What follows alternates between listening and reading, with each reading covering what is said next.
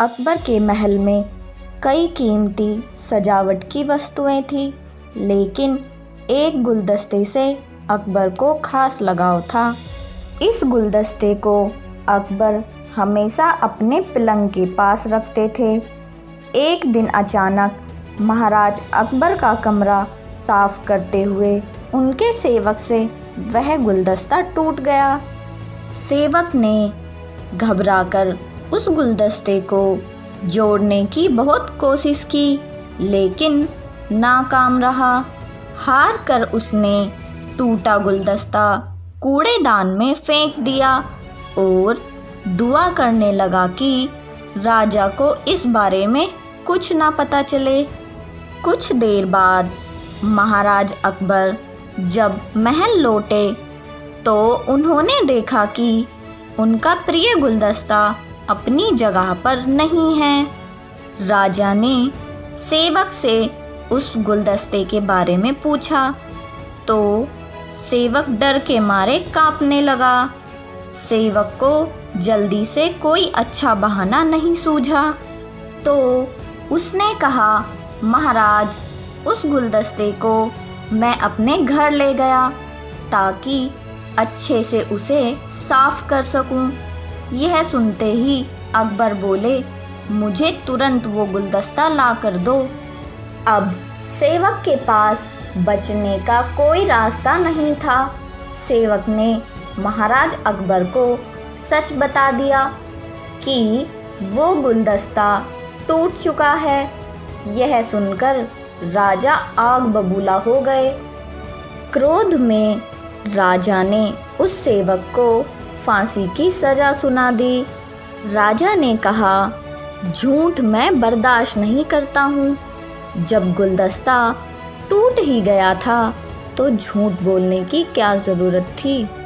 अगले दिन इस घटना के बारे में जब सभा में जिक्र हुआ तो बीरबल ने इस बात का विरोध किया। बीरबल बोले कि झूठ हर व्यक्ति कभी ना कभी बोलता ही है। किसी के झूठ बोलने से अगर कुछ बुरा या गलत नहीं होता तो झूठ बोलना गलत नहीं है। बीरबल के मुंह से ऐसे शब्द सुनकर अकबर उसी समय बीरबल पर भड़क गए।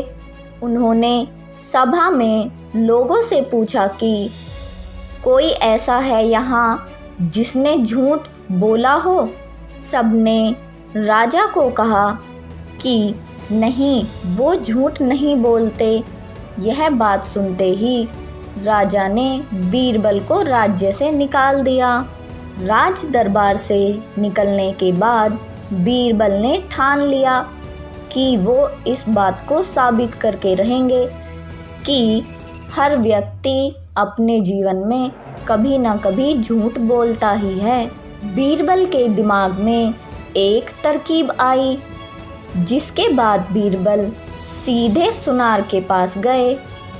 उन्होंने जोहरी से सोने की गेहूं जैसी दिखने वाली बाली बनवाई और उसे लेकर महाराज अकबर की सभा में पहुंच गए। अकबर ने जैसे ही बीरबल को सभा में देखा तो पूछा कि अब तुम यहाँ क्यों आए हो। बीरबल बोले, जहाँपना, आज ऐसा चमत्कार होगा जो किसी ने कभी नहीं देखा होगा। बस आपको मेरी पूरी बात सुननी होगी। राजा अकबर और सभी सभापतियों की जिज्ञासा बढ़ गई और राजा ने बीरबल को अपनी बात कहने की अनुमति दे दी। बीरबल बोले, आज मुझे रास्ते में एक सिद्ध पुरुष के दर्शन हुए। उन्होंने मुझे यह सोने से बनी गेहूं की बाली दी है और कहा है कि इसे जिस भी खेत में लगाओगे वहाँ सोने की फसल उगेगी। अब इसे लगाने के लिए मुझे आपके राज्य में थोड़ी सी ज़मीन चाहिए। राजा ने कहा, यह तो बहुत अच्छी बात है, चलो हम तुम्हें ज़मीन दिला देते हैं। अब बीरबल कहने लगे कि मैं चाहता हूँ कि पूरा राज दरबार यह चमत्कार देखे। बीरबल की बात मानते हुए पूरा राज दरबार खेत की ओर चल पड़ा।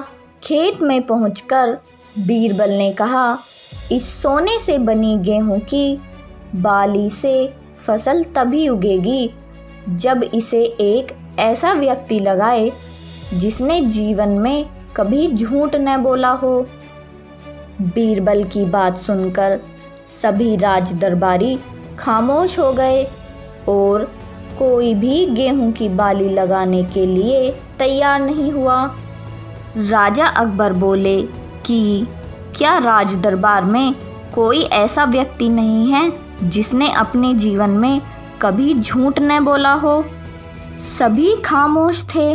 बीरबल बोले, जहाँ पना आप ही इस बाली को खेत में रोप दीजिए। बीरबल की बात सुनकर महाराज का सिर झुक गया। उन्होंने कहा, बचपन में मैंने भी कई झूठ बोले हैं, तो मैं इसे कैसे लगा सकता हूँ। इतना कहते ही बादशाह अकबर को यह बात समझ आ गई कि बीरबल सही कह रहे थे कि इस दुनिया में कभी ना कभी सभी झूठ बोलते हैं। इस बात का एहसास होते ही अकबर उस सेवक की फांसी की सज़ा को रोक देते हैं। इस कहानी से हमें यह सीख मिलती है कि बिना सोचे समझे किसी को बड़ा दंड नहीं देना चाहिए। हर काम को सोच विचार कर ही किया जाना चाहिए। साथ ही एक छोटे से झूठ की वजह से किसी व्यक्ति का आकलन नहीं किया जाना चाहिए, क्योंकि कुछ परिस्थितियाँ ऐसी होती हैं कि लोग झूठ बोल ही देते हैं।